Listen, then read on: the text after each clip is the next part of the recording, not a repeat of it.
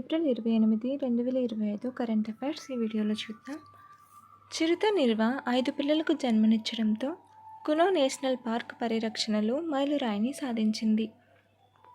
మధ్యప్రదేశ్లోని షియోపూర్ జిల్లాలోని కునో నేషనల్ పార్క్లో చిరుత నిల్వ 5 పిల్లలకు జన్మనిచ్చిందని ముఖ్యమంత్రి మోహన్ యాదవ్ ప్రకటించారు. పార్క్లో చిరుత మరియు పిల్లల సంఖ్య 29కి మరియు జాతీయ మొత్తం 31కి పెరిగింది. అంతకుముందు 2 చిరుతలను గాంధీ సాగర్ అభయారణ్యానికి తరలించారు. భారతదేశపు గొప్ప జీవ వైవిధ్యాన్ని హైలైట్ చేస్తూ చిరుత ప్రాజెక్టుకు ఈ జననాలు విజయవంతమయ్యాయని శ్రీ యాదవ్ ప్రశంసించారు. మరియు ప్రధానమంత్రి నరేంద్ర మోదీ మార్గదర్శకత్వంలో పరిరక్షణ ప్రయత్నాలకు ఈ ఘనతను అందించారు. కాశ్మీర్ శాలువా తరాలను కలిపే ఒక జ్ఞాపకాల ఇతిహాసం. రోజీ థామస్ రాసిన the Kashmir shawl Johnny King యొక్క మారుపేరు అనేది వేల్స్, కాశ్మీర్ మరియు లడఖ్లలో సెట్ చేయబడిన ద్వంద్వకాలిక చారిత్రక కల్పన నవల. ఇది ప్రేమ, నష్టం, గుర్తింపు మరియు వలస చరిత్రను అన్వేషిస్తుంది. ఈ కథ మేర్ ఎల్లిస్, ఆమె అమ్మమ్మ నెరిస్ వాట్కిన్స్ యొక్క రహస్యమైన గతాన్ని కాశ్మీరీ శాలువా ద్వారా వెలికితీస్తుంది. ఈ నవల 1940ల నుండి నేటి వరకు ప్రత్యామ్నాయంగా ఉంటుంది. కాశ్మీర్ ప్రాంతం నుండి రాజకీయంగా కలత చెందిన ప్రాంతంగా మారడాన్ని వర్ణిస్తుంది. ఈ పుస్తక కుటుంబ రహస్యాలు మరియు స్త్రీ పాత్ర అభివృద్ధిని లోతుగా పరిశీలిస్తుంది. కాశ్మీరీ సంస్కృతి, జ్ఞాపకశక్తి మరియు గుర్తింపు యొక్క స్పష్టమైన చిత్రణలతో ఉంటుంది. మ్యాంగళూరులో కొనసాగుతున్న కల్లపు సాజీపా నదీ తీర రహదారి ప్రాజెక్టుకు రాష్ట్ర ప్రభుత్వం అదనంగా 40 కోట్లు మంజూరు చేసిందని, దీనితో మొత్తం మంజూరు చేయబడిన మొత్తం 160 కోట్ల ప్రాజెక్టు వ్యయంలో 25%కి చేరుకుందని శాసనసభ స్పీకర్ యూటీ ఖాదర్ తెలిపారు. ఈ రహదారి హరేకల, పావూర్, ఇన్నోలి మరియు రాణిపుర వంటి ప్రాంతాలకు కనెక్టివిటీని పెంచుతుంది. కర్ణాటక తీరం వెంబడి సముద్ర కోత నివారణకు 12 కోట్లతో పావూర్ ఉలియా వేలాడే పాదచారుల వంతెన మరియు 200 కోట్ల నిధులను కేటాయించడానికి కూడా ఆమోదం లభించింది. అదనంగా 18 గ్రామ పంచాయతీలకు ఒక్కొక్కదానికి 1.5 కోట్ల గ్రాంట్లు అందించబడ్డాయి మరియు బాలేపునిలో కొత్త జిల్లా జైలును పూర్తి చేయడానికి నిధులు హామీ ఇవ్వబడ్డాయి. ప్రపంచ బ్యాంకు యొక్క వసంత 2025 పేదరికం మరియు సమానత్వ సంక్షిప్త నివేదిక ప్రకారం 2011-12 మరియు 2022-23 మధ్య 171 మిలియన్ల మందిని తీవ్ర పేదరికం నుండి బయటకు తీసుకురావడం ద్వారా భారతదేశం ఒక ప్రధాన మైలురాయిని సాధించింది. తీవ్ర పేదరికం 16.2% నుండి 2.3%కి బాగా తగ్గింది. గ్రామీణ 18.4% నుండి 2.8% మరియు పట్టణం 10.7% నుండి 1.1% ప్రాంతాలలో గణనీయమైన తగ్గుదలతో ఉత్తరప్రదేశ్, మహారాష్ట్ర, బీహార్, పశ్చిమ బెంగాల్ మరియు మధ్యప్రదేశ్ వంటి రాష్ట్రాల వల్ల ఇది ఎక్కువగా జరిగింది. దిగువ మధ్య తరగతి ఆదాయ పేదరికం 61.8% నుండి 28.1%కి తగ్గింది. 378 మిలియన్ల మందిని ఎత్తివేసింది. అయితే బహుమితీయ పేదరికం 2022-23లో 15.5%కి తగ్గింది. ఇది విద్య, ఆరోగ్యం మరియు జీవన ప్రమాణాలలో విస్తృత మెరుగుదలలను ప్రతిబింబిస్తుంది. కలైంజర్ సెంటనరీ పార్క్ గొప్ప వారసత్వంతో కూడిన ఆధునిక వినోద స్థలం. ఫిబ్రవరి 2024లో ప్రారంభించబడిన చెన్నైలోని కలైంజర్ సెంటనరీ పార్క్ వినోదం, విద్య మరియు వేడి నుండి ఉపశమనం యొక్క మిశ్రమాన్ని అందిస్తుంది. అగ్రి హార్టికల్చరల్ సొసైటీ నుండి తిరిగి స్వాధీనం చేసుకున్న భూమిలో నిర్మించబడిన ఈ ఉద్యానవనం 500 మీటర్ల జిప్ లైన్, ఏవియరీ, ట్రీ హౌస్లు, బొటానికల్ ఎగ్జిబిట్లు మరియు పిల్లల ఆట స్థలం వంటి ఆకర్షణలను కలిగి ఉంది. ఇందులో సెల్ఫీ బెంచీలు మరియు షేడెడ్ ఆర్బోర్లు వంటి సోషల్ మీడియా స్నేహపూర్వక ప్రదేశాలు కూడా ఉన్నాయి. NICPR ఎన్ఐఆర్ఆర్సిహెచ్ మరియు డబ్ల్యూహెచ్ఓ, ఐఏఆర్సి సహకారంతో డీబీటీ మరియు ఎయిమ్స్ ఢిల్లీ నేతృత్వంలో ఏప్రిల్ 23, 2025న దేశీయంగా అభివృద్ధి చేసిన హెచ్పివి పరీక్షా కిట్లను ప్రారంభించడంలో భారతదేశం గర్భాశయ క్యాన్సర్ స్క్రీనింగ్లో ఒక పెద్ద పురోగతిని సాధించింది. ఈ ఆర్టీపీసీఆర్ ఆధారిత కిట్లు 7 నుండి 8 అత్యంత సాధారణ క్యాన్సర్ కలిగించే హెచ్పివి రకాలను లక్ష్యంగా చేసుకుని భారతదేశ అవసరాలకు అనుగుణంగా ఖర్చుతో కూడుకున్న సమర్థవంతమైన మరియు వేగవంతమైన పరిష్కారాన్ని అందిస్తాయి. ఆలస్యంగా రోగ నిర్ధారణ మరియు పరిమిత స్క్రీనింగ్ ప్రాప్యత యొక్క సవాళ్లను పరిష్కరిస్తాయి. విస్తరించిన పోస్ట్ కోవిడ్ ఆర్టీపీసీఆర్ మౌలిక సదుపాయాల మద్దతుతో ఈ చొరవ 2030 నాటికి గర్భాశయ క్యాన్సర్ నిర్మూలన అనే డబ్ల్యూహెచ్ఓ లక్ష్యంతో సరిపెట్టుకుంది. ప్రపంచ వాణిజ్య ఉద్రిక్తతల మధ్య భారతదేశ వృద్ధి అంచనాను తగ్గించిన ఫిచ్. ప్రపంచ వాణిజ్య ఉద్రిక్తతలు మరియు అమెరికా చైనా వాణిజ్య యుద్ధాన్ని పేర్కొంటూ ఫిచ్ రేటింగ్స్ ప్రస్తుత ఆర్థిక సంవత్సరానికి భారతదేశ జీడీపీ వృద్ధి అంచనాను 6.4%కి తగ్గించింది. 2025 సంవత్సరానికి ప్రపంచ వృద్ధి అంచనాను కూడా 2% కంటే తక్కువకు తగ్గించారు. ఇది 2009 తర్వాత అత్యంత బలహీనమైనది. అమెరికా మరియు చైనా తమ వృద్ధి అంచనాలను తగ్గించుకున్నాయి. చైనా వృద్ధి 4% కంటే తక్కువగా ఉంటుందని మరియు అమెరికా జీడీపీ వృద్ధి 1.2%గా అంచనా వేయబడింది. ప్రపంచ సవాళ్లు ఉన్నప్పటికీ ఎగుమతి మరియు పెట్టుబడి రంగాలు అనిశ్చితి వల్ల ప్రభావితమైనప్పటికీ భారతదేశ ఆర్థిక మూలాలు స్థితిస్థాపకంగా ఉన్నాయి.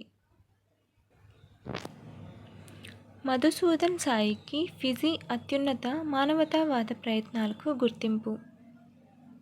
మధుసూదన్ సాయి మానవతావాద సహకారాలను, ముఖ్యంగా శ్రీ సత్యసాయి సంజీవని చిల్డ్రన్స్ హాస్పిటల్ స్థాపనను గుర్తించి ఏప్రిల్ 25, 2025న అధ్యక్షుడు రతు నైకామా లాలబాలవు ఆయనను ఫిజీ అత్యున్నత పురస్కారం companion of the order of ఫిజీతో సత్కరించారు.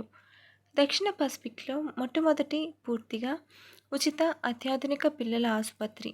ఇది ఫిజీలోని పిల్లలకు ఆరోగ్య సంరక్షణ ప్రాప్యతను గణనీయంగా మెరుగుపరిచింది. అలాగే ఆరోగ్య సంరక్షణ, విద్య మరియు సామాజిక సంక్షేమంలో సాయి ప్రేమ ఫౌండేషన్ విస్తృత చొరవలను చేపట్టింది.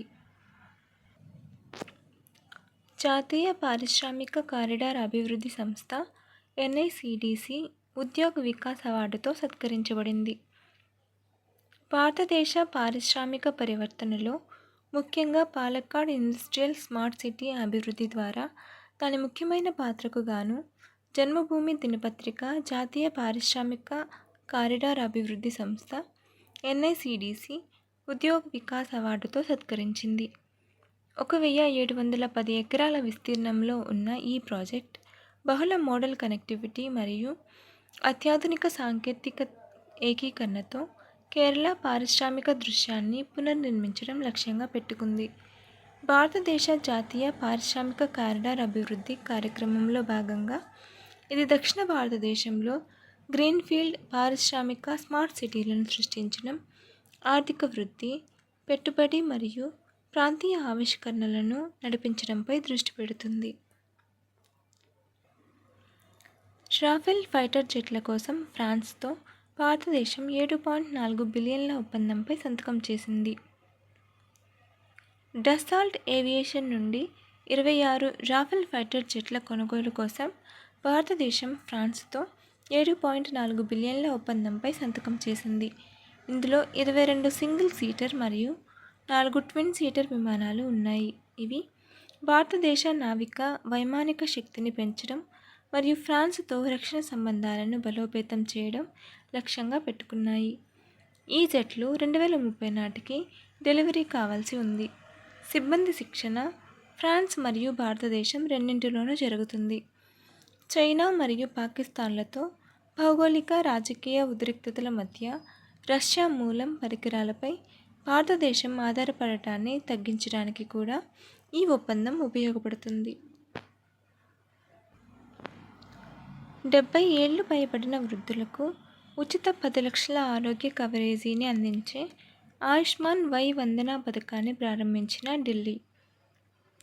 ఏప్రిల్ 28, 2025న ఢిల్లీ ప్రభుత్వం ప్రారంభించిన ఆయుష్మాన్ వై వందన పథకం 70 ఏళ్లు మరియు అంతకంటే ఎక్కువ వయస్సు ఉన్న సీనియర్ సిటిజన్లకు 10 లక్షల ఆరోగ్య బీమా కవరేజీని అందిస్తుంది.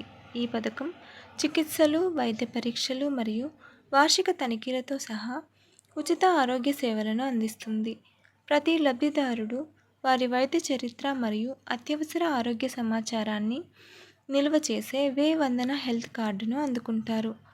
కేంద్రం నుండి 5 లక్షల కవరేజ్ మరియు ఢిల్లీ ప్రభుత్వం నుండి అదనంగా 5 లక్షల కవరేజ్తో ఢిల్లీలోని వృద్ధులకు గౌరవప్రదమైన ఆరోగ్య సంరక్షణ మరియు ఆర్థిక భద్రతను నిర్ధారించడం ఈ చొరవ లక్ష్యం.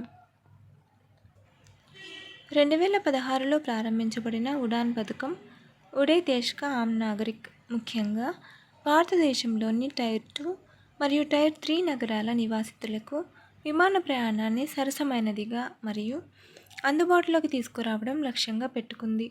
వయబిలిటీ గ్యాప్ ఫండింగ్ మరియు విమాన ఛార్జీల పరిమితులతో ఇది ప్రాంతీయ కనెక్టివిటీని గణనీయంగా పెంచింది. తక్కువ సేవలు అందించే ప్రాంతాలలో వృద్ధిని సులభతరం చేసింది.